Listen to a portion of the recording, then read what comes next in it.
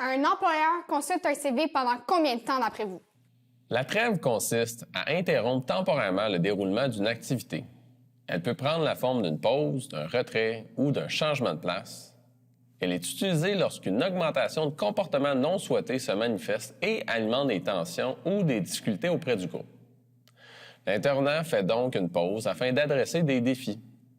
Elle permet à la personne ou au groupe de prendre un temps pour se réguler dans un contexte plus calme et moins menaçant.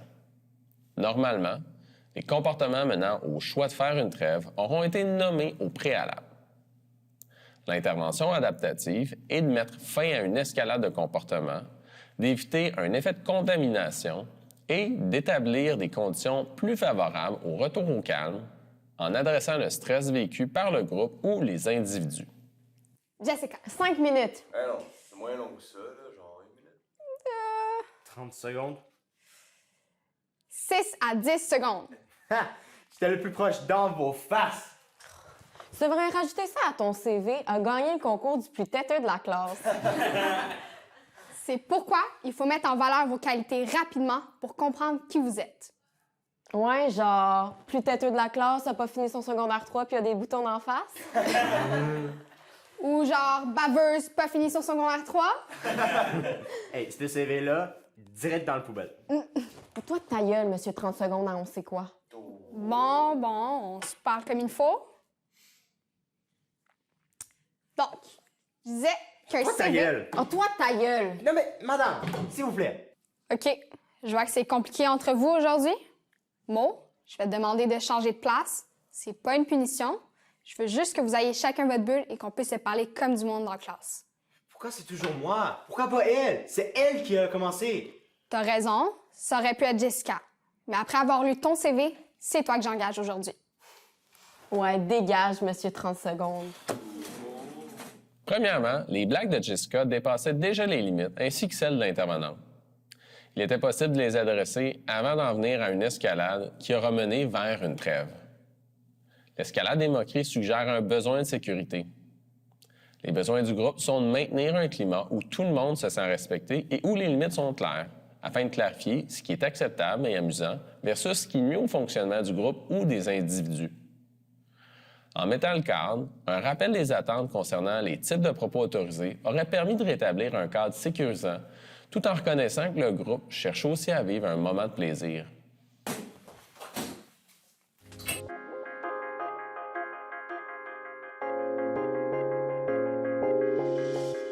Ouais, dégage, monsieur 30 secondes. Là, c'est assez, Jessica. Tu dépasses les limites.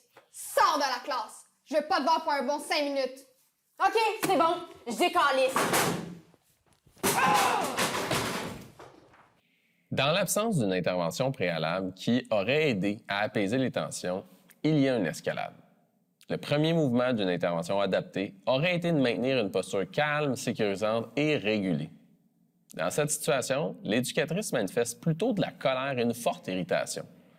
L'intention adaptative semble davantage orientée vers l'affirmation de l'autorité que vers le maintien de conditions relationnelles et environnementales favorisant le sentiment de sécurité, l'autorégulation du jeune et le bon fonctionnement du groupe.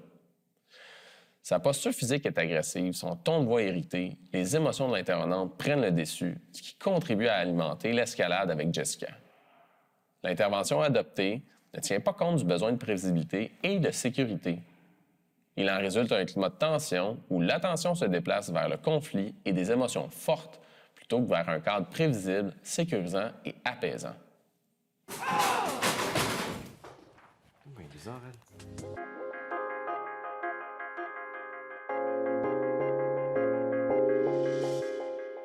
Ouais, dégage, monsieur 30 secondes. Jessica, accompagne-moi dans le corridor. C'est pas une punition. Je veux juste avoir une conversation tranquille avec toi. Ça me tente pas. Je comprends. Je veux quand même parler avec toi dans le corridor. Non! Jessica, s'il te plaît, viens avec moi maintenant. Christ, que vous êtes stiff!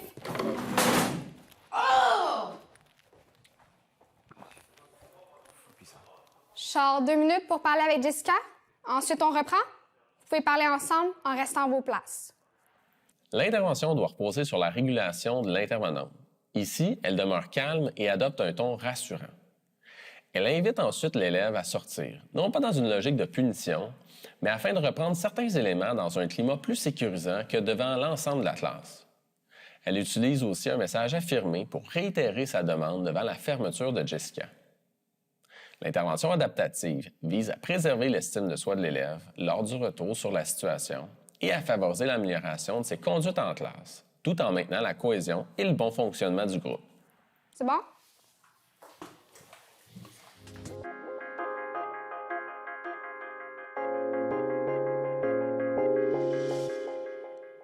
OK. Je voulais revenir sur ce qui s'est passé tout à l'heure. Premièrement, je tiens à m'excuser à Mo. Jessica a admis avoir fait des blagues plates, mais moi-même, j'en ai fait. Et ça a créé un climat désagréable. Parfois, c'est difficile de voir quand la limite est dépassée. Et moi-même, je m'en suis pas aperçue. J'aime ça avoir du fun avec vous, mais je pense pas que je m'y sois pris de la bonne façon. Bref, on va tous faire un effort pour se parler comme du monde. Est-ce que quelqu'un a quelque chose à ajouter? Lors du retour avec le groupe, elle reconnaît sa part de responsabilité dans la situation. Son intention adaptative vise à renforcer la confiance du groupe et à modéliser une posture où un adulte est capable de reconnaître ses torts et d'assumer sa part dans un problème.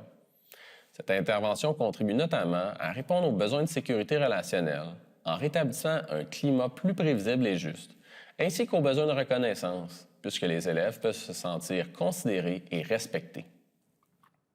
Vous allez pas mettre ça dans votre CV, madame? Non, vraiment pas.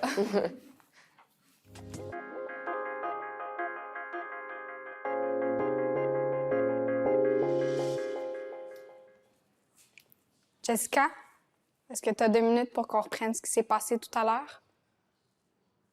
Tu peux me dire non si tu veux, et on s'en reparle plus tard.